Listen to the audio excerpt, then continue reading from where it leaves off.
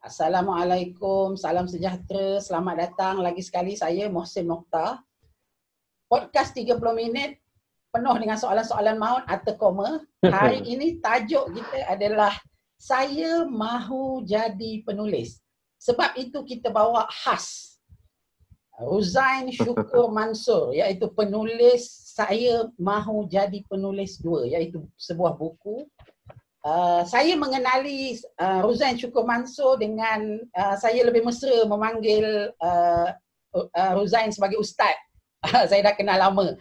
Okey, jadi Ustaz, saya tahu Ustaz dah menulis beberapa buah buku. Selamat datang dulu, terlebih dahulu. Ya, terima kasih.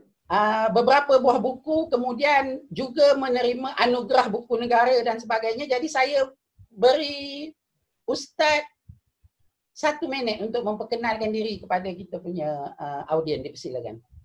Okey, bismillahirrahmanirrahim. Assalamualaikum warahmatullahi wabarakatuh.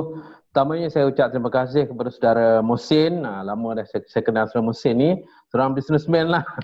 Dan dalam ada channel yang namanya Atakomo. Betul sama kita orang Perak. Jadi pertamanya menyangkut soalan daripada saudara Mohsin tadi. Memang saya asal seorang guru. Dan saya mula menulis pada tahun 2006 setelah grad daripada UIA.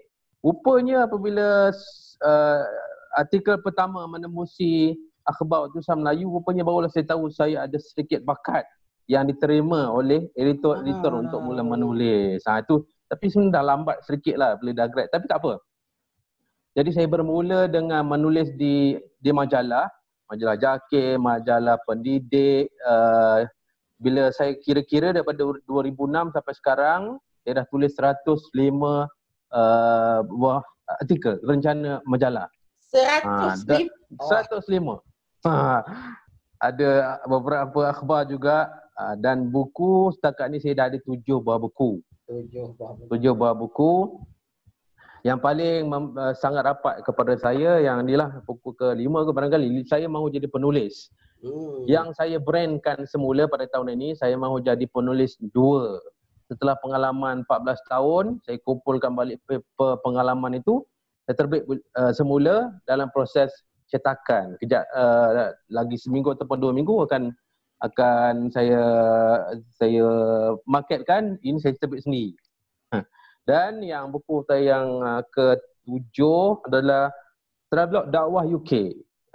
Saya diberi peluang bertugas di UK, di London selama 2 tahun, 2016 hingga 2018, di Malaysia Hall London sebagai atasi pendidikan bimbingan agama dan kaunseling. Pengalaman itulah pengalaman sebagai ustaz, khatib, imam, pegawai agama, tukang mandi jenazah, mengemubingkan jenazah. Tu sekali pengalaman semua dalam ni. Okey. Boleh tunjuk lagi sekali Ustaz? Boleh tunjuk lagi sekali? Dan apabila saya balik tu mencalonkan buku untuk anugerah buku negara. Ni anugerah dia tu. Yang saya terima pada Pesta Buku Antarabangsa Kuala Lumpur tahun 2018. Itulah kisah antara anugerah yang terbesarlah yang saya terima pada sepanjang 14 tahun menjadi penulis ini. Terima kasih Ustaz. Terima kasih. Saya yang nak bertanya soalan sebentar lagi ni selama 30 minit rasa kecil dengan penerangan dan pengalaman hebat Ustaz sebentar tadi. Jadi saya rasa yang mendengar ni pun dah tak sabar dah nak pergi kepada sesi soal jawab ni. Jadi Ustaz, kita pergi kepada sesi soal menyoal ni, boleh ya Ustaz? Boleh. Silakan. Okey, sebelum tu saya terangkan dulu, dalam masa 30 minit ni, undang-undang pertamanya adalah hanya saya sahaja yang akan bertanya soalan kepada Ustaz sebab ramai nak dengar apa sebenarnya intipati tajuk ini. Kemudian yang keduanya, rakaman ini akan diupload ke dalam channel YouTube Atakomo dan apa yang Ustaz cakap pada hari ini akan menjadi milik publik lah. Okey, yang kedua. Boleh. Okey, yang ketiganya tajuk kita hari ini adalah Saya Mahu Jadi Penulis. Maksudnya saya akan bertanya soalan menjurus kepada tajuk kita Ustaz. Boleh. Silakan. Okay. Jadi saya harap Ustaz boleh bertahan sampai minit ke-30. InsyaAllah boleh. Okey, saya ada timer saya di sini Ustaz. Soalan Okey. pertama saya. Okey. Apabila cakap tentang tajuk saya mahu jadi penulis Ustaz, jadi isu dia adalah tak ada masa nak tulis lah Ustaz. Isu yang ditimbulkan oleh saudara Muhsin tadi isu tentang masa lah. Dia kata dia sibuk, tak ada sempat masa. Tapi saya ada seorang penulis tu, Prof. Daud Bakar, dia tulis saya ada 25 jam sehari. Oh. Mana dia dapat 1 jam tu saya tak pastilah. Tapi bagi businessman seperti Datuk Bakar tu, Daud Bakar tu, orang yang sesibuk itu yang mungkin 60% hidupnya dalam kapal terbang menunjuk untuk meeting-meeting, dia structurekan dia punya jam tu. Even minute pun dia structurekan.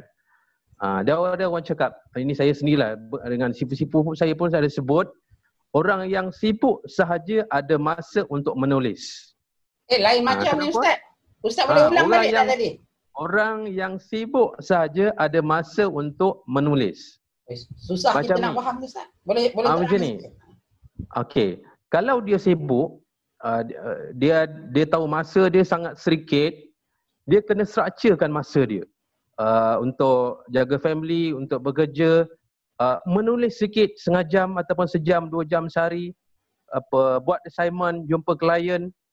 Akhirnya masa bagi orang yang sibuk tu tersusun. Dulu awal tahun kata nak menulis. Sebab kalau dia tak nampak masa tu sangat penting pada dia, dia tak susun masa dia, jadi dia tak menjadi orang yang sibuk, dia tak sibuk, akhirnya dia terlepas masa-masa dalam fasa hidupnya. Jadi pesan saya, kalau nak menulis ni kena sibukkan diri. Lagi orang tu sibuk, lagi bijak dia mengurus masa. Dia pun bila dah sibuk tu, dia mesti allocate, 1 jam mesti menulis. Pesan saya kepada orang yang susah nak menulis sebab dia kata tak ada masa sebenarnya, sibukkan diri. Susunkan masa, insya-Allah jumpa masa untuk menulis. Okey, terbaik. Ini kita dengar daripada seorang penulis buku yang konsisten menulis buku sendiri, tuan-tuan dan puan-puan. Terima kasih banyak Ustaz. Tapi itu untuk orang yang ada masalah untuk menulis.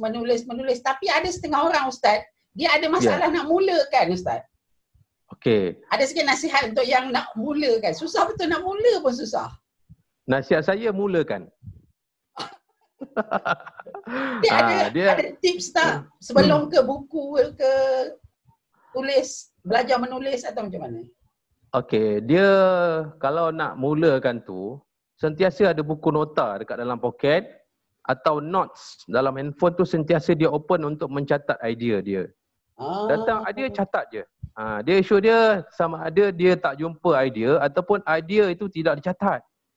Jadi bila dia nak menulis, dia melopon, tak ada idea. Sebab idea tu tidak ditangkap. Betul. Sedangkan bila idea dia sampai, terus tulis. Bila ada masalah buka balik catatan, mulakan menulis berdasarkan idea tu sendiri, idea yang sampai tu. Saya kenal pastilah bahawa antara sebab susah nak menulis sebab dia tak jumpa idea tu, ataupun idea ada, dia tak catat idea tu. Jadi bila nak tulis tak ada idea, macam mana nak mula? Kan? Betul dia itulah. Tangkap idea, pegang kemas-kemas, paling kurang tulis. Sekarang kita ada voice note kan dalam handphone tu. Tengah lampu merah ke, ada idea. Alamak, apa nak buat ni? Buka voice note. Hari ni ada idea nak menulis bab 1, macam mana nak menulis daripada rumah musim PKP. Bla bla bla bla bla bla. Record. Jadi bila dah sampai rumah, buka laptop, buka balik voice note, tulislah idea itu. Okey, saya rasa satu nasihat yang terbaik daripada Ustaz.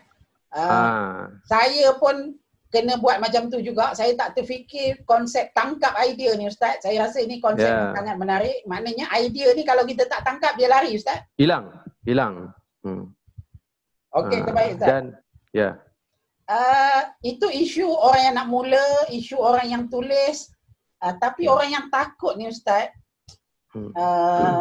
boleh jual ke buku waktu sekarang ni Ustaz? kita tengok kedai buku tutup. Lepas itu itulah isu dia yang kadang-kadang penulis ni mungkin itu alasan dia orang, tetapi saya perlu juga tanya kepada Ustaz. Sebab Ustaz konsisten menulis buku, tak kisah waktu buku tengah laris, waktu kedai buku tutup. Apa sebenarnya yang berlaku sekarang Ustaz dalam dunia penulisan buku dan penjualan buku? Okey, sangat menarik soalan itu. Tahun 2020, Kuala Lumpur dinobatkan sebagai ibu kota buku dunia. Tiap tahun ada sebuah negara di dunia ni dimartabatkan ibu kota buku dunia. Cuma pada tahun ni dengan masalah wabak yang kita hadapi, nobat tak nobat.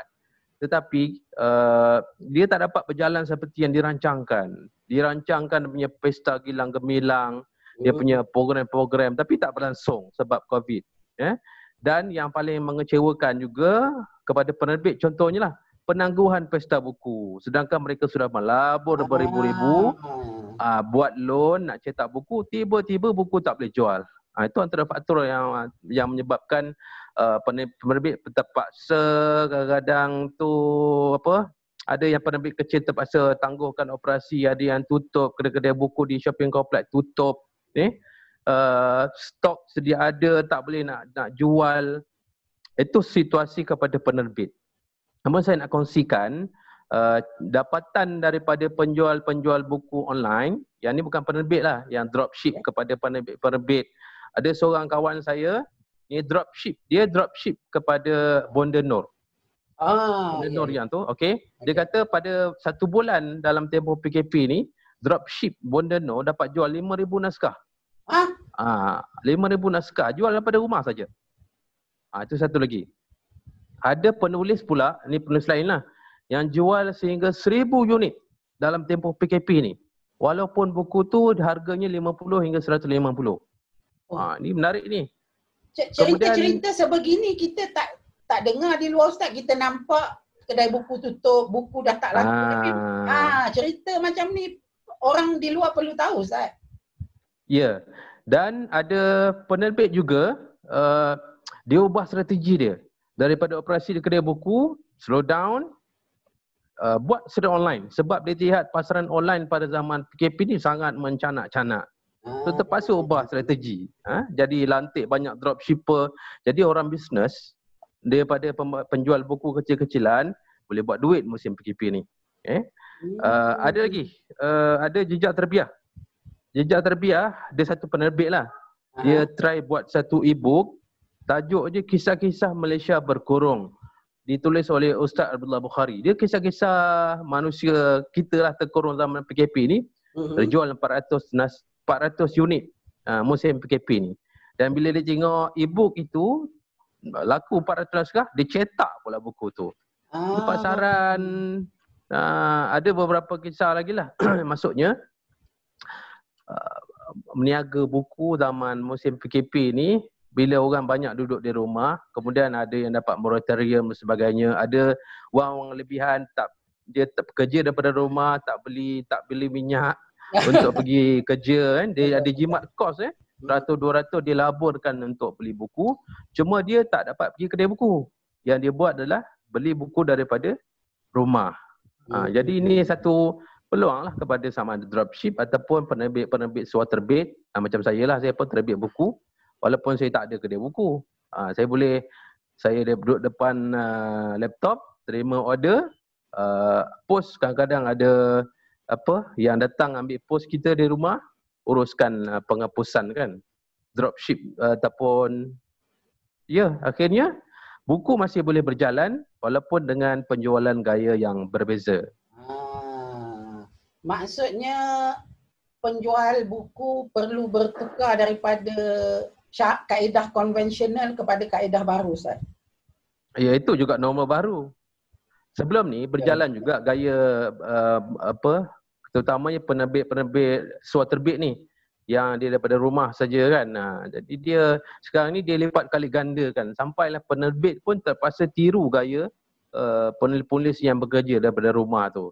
So nak tak nak memang kita kena berubah juga kan, sebab dan dia boleh menjadi satu normal baru lah kepada penulis yang tidak ada, dia bukan penerbit kan. Jadi kita nak mewujudkan sesuatu yang baru, ekonomi bisnes gig dipanggil orang kan. Betul. Mungkin ada orang yang dia ambil VSS terhimpit dengan tekanan hidup, jadi dia boleh buat bisnes daripada rumah sebegini. Jadi maksud Ustaz, penulis bukan sekadar menulis sekarang ya Ustaz? Oh, zaman tu sudah berubah. Boleh ulas dalam sikit Ustaz. Ini perkara baru kepada ramai orang, termasuk saya. Okey. Penerbit-penerbit yang besar, dia melabur ataupun dia nak terbit buku baru, dia lihat siapa penulisnya, berapa dia punya followers di Facebooknya, Instagramnya. Kerana apa? Yang membeli adalah peminat-peminat, followers kepada penulis tersebut. Ya betul. Kan? Itu sebabnya kalaulah dia bukan penceramah, dia bukan selebriti, jadi untuk dia jual secara online tu, dia terpaksa bina dia punya crowd dia. Bina crowd dia. Dia kadang-kadang dia masuk upload sikit-sikit kisah, petikan-petikan daripada buku dia, orang pun seronok. Nak dengar, orang tertarik. Kemudian itu kan kaedah marketing promotion kan. Dia bagi sikit, dia bagi satu bab, orang pun baca, seronok tuan-tuan nak lebih lanjut, tuan-tuan boleh beli buku saya. Ini satu bab saja daripada buku saya. Jadi macam jual produk juga. Kan cuma dia apply kepada penjualan buku.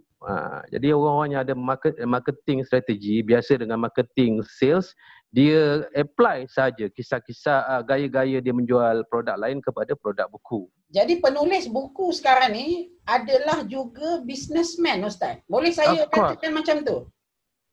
Of course. Okay. Sebab sekarang ni pun surat khabar 2 minggu lepas disebut penulis-penulis, penerbit surat terbit ni ataupun yang bekerja sendiri ni harus daftar dengan SSM. Harus daftar. Maksudnya apa? Dia dilatih menjadi seorang peniaga. Bila dah ada syarikat, bila dah ada SMM, walaupun dia operasi daripada rumah kan, of course dia upgrade diri dia sebagai peniaga. Dia pun belajar tentang marketing, dia kenali siapa sasarannya. Sebab dia menulis pun, dia kena pasti dulu dia nak jual kepada siapa. Contoh saudara Muhsin, dia jual tentang jatuh bangun dalam bisnes ni. Sasaran dia kepada siapa? Orang yang mula nak bisnes kan. Maksud dia membina sasaran sejak dia tulis buku lagi. Jadi bila dia nak jual, dia pun kena pasti siapa sasaran dia. Dia pergi ke FB group peniaga, dia jual kan. Dia pergi kepada orang yang baru nak mula berniaga, dia promote buku dia, dapat sasaran pembeli. Jadi begitulah penulis sebagai businessman, peniaga kan. Itu sebab ada orang yang menulis tu dijadikan sebagai punca pendapatan utama dia. Macam mana saudara Zamri Muhammad membina tribe pengikut dia. Akhirnya sampai sekarang ni dulu dia banyak jual buku dan training. Sekarang ni lebihnya training daripada jual buku. Kan? Daripada jual buku akhirnya jadi trainer pula tentang, dan sepatutnya dia jadi industri lah sebenarnya buku ni. Bila sebut industri, of course business and keusahawanan. Betul Ustaz. Kita dah 15 minit, kita ada 15 minit lagi. Tadi Ustaz ada bercakap tentang sasaran, maksudnya siapa yang nak baca buku kita.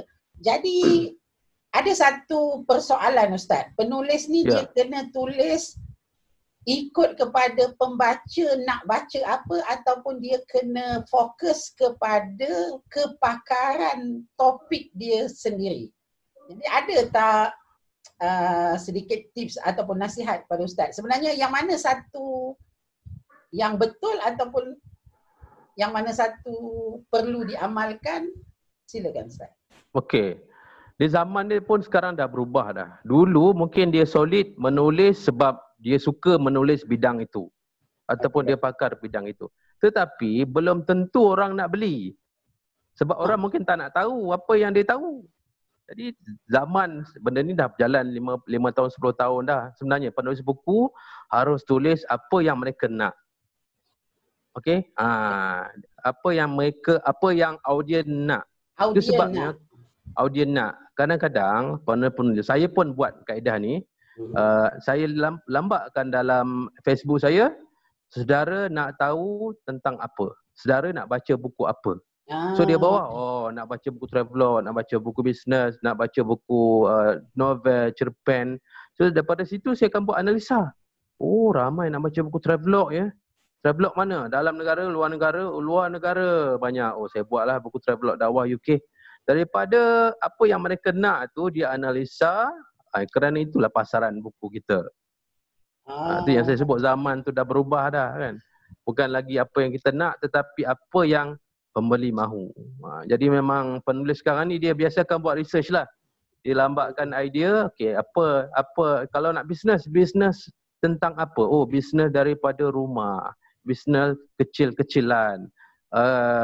Macam mana nak jadi pemandu Grab yang boleh buat duit. Daripada komen-komen itu lahirlah beberapa buah buku. Penulis lahirkan buku lah daripada kehendak pasaran. Oh, terbaik Ustaz, terbaik. Ya Ustaz ada ada buku nak tunjuk ke macam mana? Silakan Ustaz. Ada. Silakan. Contoh ya. Ini buku Grab Me lah. Grab Me lah. Ini penulisnya adalah pemandu Grab. Pemandu Grab kan. Tapi setiap hari dia menulis, dia berjumpa orang, dia suka bersembang. Jadi daripada idea-idea itu ditulis dikumpulkan catatan-catatan pendek itu jadi buku. Dah sekarang dia ada 2 bisnes dalam satu kereta dia. Sambil dia bawa Grab, sambil tu, cik boleh beli buku cik kalau nak tahu cerita-cerita lanjut tentang saya. Kan?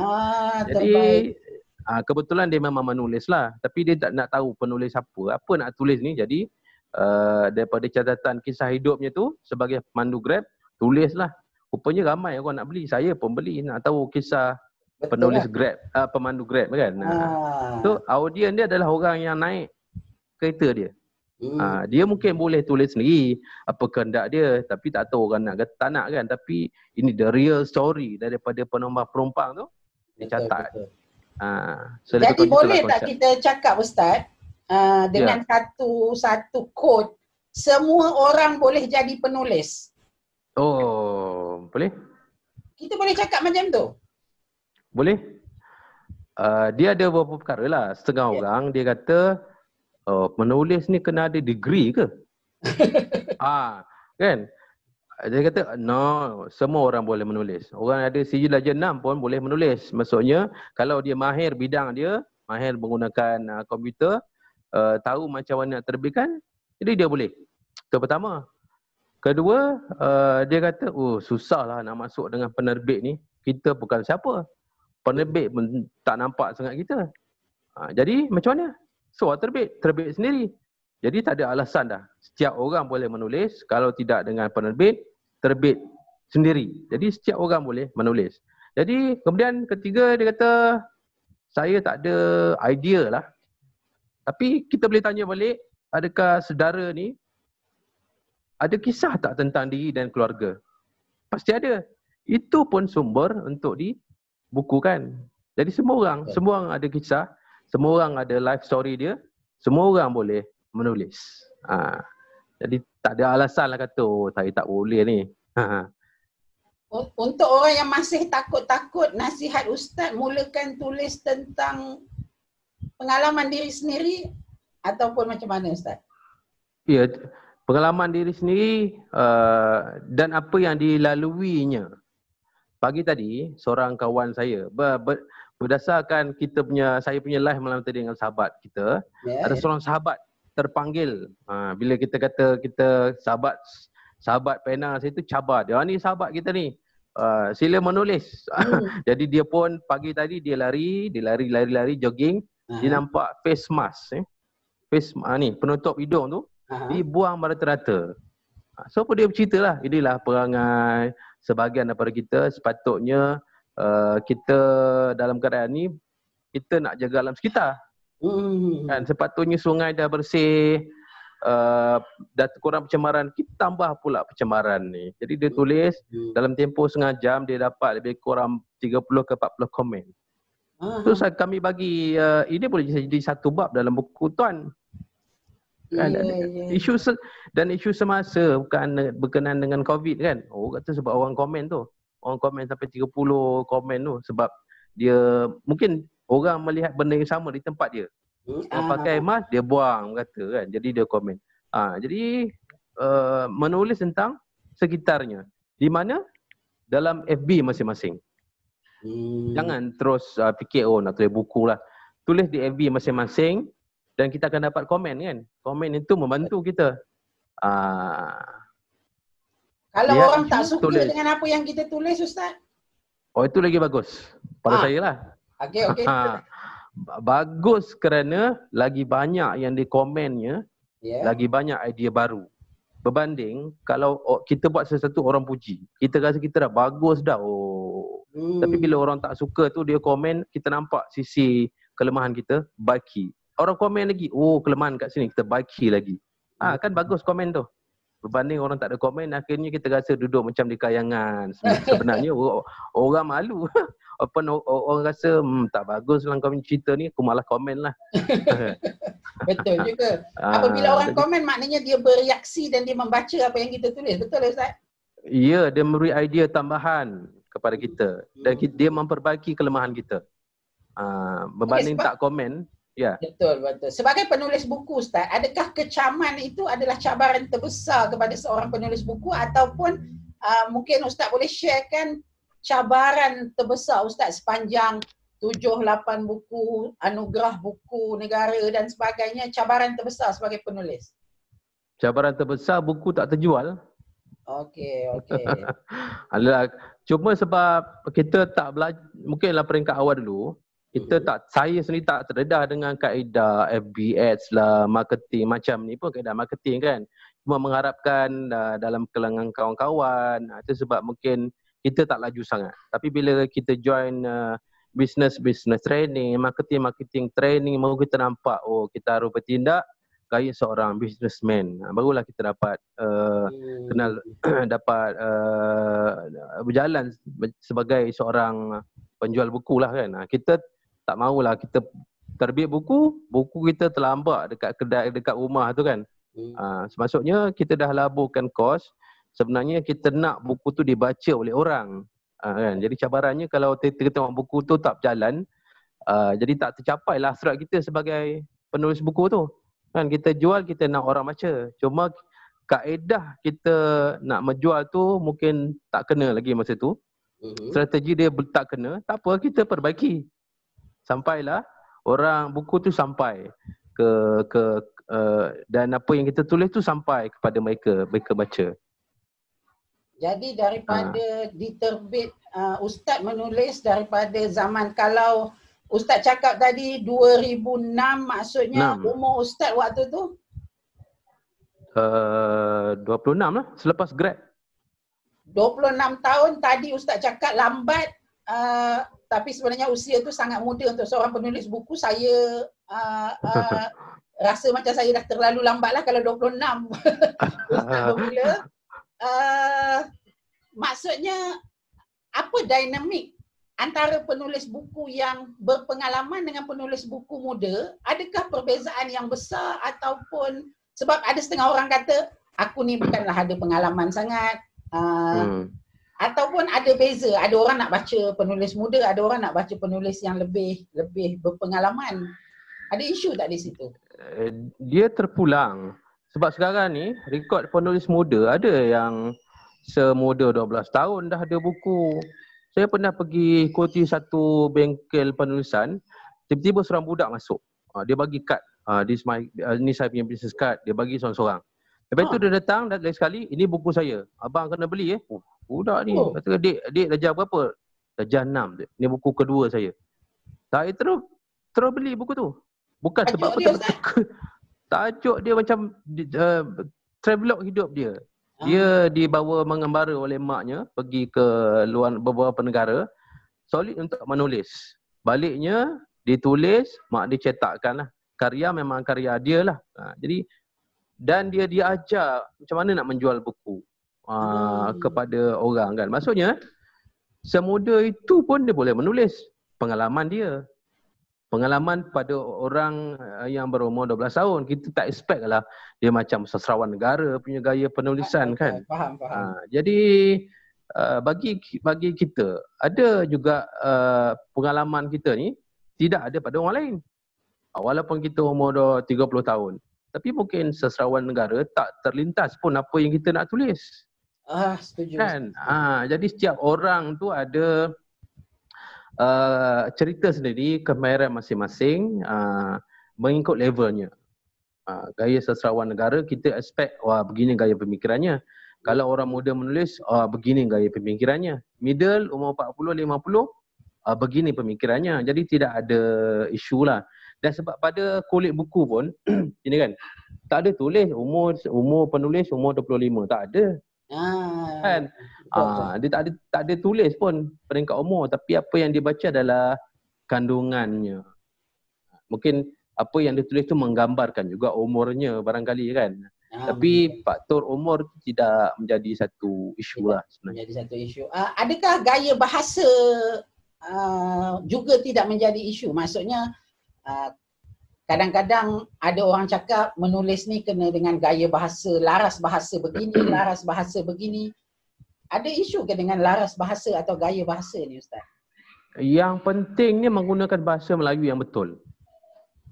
Itu yang penting dia. Maksudnya dia tak guna bahasa rojak, dia tak guna bahasa campur-campur. Jadi isu itu penggunaan bahasa ni dia melihat kepada pengalaman dia juga. Kalau sastrawan negara, gaya pemikirannya gaya pemikiran pemikir. Kalau orang muda ataupun budak sekolah menulis, dia kemahiran bahasa dia cukup-cukup saja. Kita tak boleh expect lebih. Kan? Jadi selagi kita baca, kita tak sakit mata, tengok campur, kemudian tengok banyak typing error. Maksudnya selagi kita boleh baca dengan tenang, menggunakan bahasa yang standard dan tak jadi isu lah. Cuma kita dari satu tahun ke satu tahun kita sentiasa upgrade lah gaya pemikiran kita. Kan? Dan dia ada sasaran dia. Buku bisnes ada sasaran dia. Buku akademik ada sasaran dia. Buku santai ada sasaran dia. Jadi tak timbul isu lah. Bagi kita kalau tak suka baca buku akademik, kita baca buku yang santai.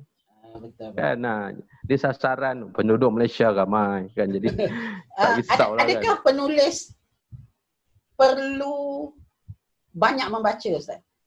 Of course, yang ni. Saya bila ada orang tanya, saya kata paling kurang dia membaca 10 buku genre tersebut sebelum dia tulis buku tu. Contohnya nak tulis buku travelog, baca 10 buku travelog dulu untuk nak dapatkan gambaran, idea, laras dia, dapat feel dia, barulah dia sedap lah untuk dia menulis tu, ada gambaran dia. Berbanding dia tak tahu, tak ada gambaran apa-apa, boleh menulis, dia akan sangkut juga nanti. Kita baca bukan kita nak tiru sebenarnya, kita nak dapatkan gambaran idea macam mana peers kita menulis. Okey Ustaz, ada 1 minit lagi. Dalam minit terakhir ni kita perlukan Ustaz untuk memberi nasihat umum kepada tajuk kita, saya mahu jadi penulis. Nasihat umum kepada orang yang masih ragu-ragu, orang yang belum bermula, orang yang dah mula sikit-sikit tapi tak habis-habis tulis buku. Silakan Ustaz, ayat terakhir di bawah tajuk saya mahu jadi penulis. Okey. Pada saya, untuk penulis tu dia kena berani bermula. Selagi dia tidak berani bermula, dia tidak akan bermula. Jadi sampai bilalah idea tu hanya tersekat di mindanya, selagi dia tidak memulakan. Nasihat saya, mulakan paragraf pertama, perenggan pertama. Tak apa, jangan semak dulu, tulis dahulu, biarlah dia rencam, cacah marba, tak apa. Janji kita mulakan. Kita tak tahu kita boleh menulis selagi kita tidak mulakan. Dia hanya berselindung di sebalik ketakutan tu. Aku takut tak terjual, takut orang kutuk. Jadi terpaksa lupakan ketakutan itu, mulakan paragraf yang pertama, perenggan yang pertama. Itu dia. Terima kasih banyak daripada tetamu kita pada hari ini, Ustaz Rozan Syukur Mansur. Rasa macam tak cukup 30 minit Ustaz. Mungkin akan datang kita boleh panggil lagi Ustaz. Boleh, insya-Allah. Okey, terima kasih banyak kepada Ustaz Rozan Syukur Mansur, kepada penonton-penonton. Nanti boleh subscribe channel ini. Ada banyak lagi podcast yang kita akan upload.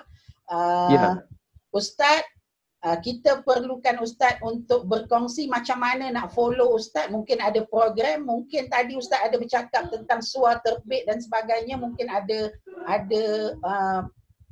bakal penulis di luar sana yang nak follow Ustaz untuk tahu lebih lanjut tentang pendidikan suar terbit, menulis buku dan sebagainya. Silakan Ustaz, macam mana nak follow Ustaz di media sosial? Okey, mudah saja. Boleh ikuti saya di Facebook saya lah. Ruzain Syukur Mansur. Ruzain Syukur Mansur. Di situ ada catatan-catatan ringkas-ringkas saya tentang penulisan. Saya juga sedang coaching beberapa bakal penulis. Saya juga promosikan buku-buku terbaru untuk saudara yang nak dapatkan buku. Contohnya yang saya mahu jadi penulis 2, ini yang siri 1. So bila buku tersebut tu siap dicetak, so saya akan maklumkan di situ, tapi saya sudah mula berkongsi beberapa catatan-catatan dalam buku tersebut. Jadi dapat idea dah lah tentang apa buku tu. Baik. Jadi semua yang mendengar podcast ini harapnya boleh follow Ustaz Rozan Syukur Mansur, terutamanya yang berminat, yang sangat-sangat berminat nak jadi penulis. Kerana apa tadi Ustaz Rozan ada bercakap tentang semua orang boleh jadi penulis. Terima kasih Ustaz. Sama-sama, terima kasih kembali saudara Mesin. Okey, terima kasih kepada yang mendengar. Sekali lagi, terima kasih banyak-banyak Ustaz Rozan Syukur Mansur. Terima kasih kepada semua yang mendengar, yang follow, yang subscribe. Assalamualaikum, selamat sejahtera. Waalaikumsalam warahmatullahi wabarakatuh.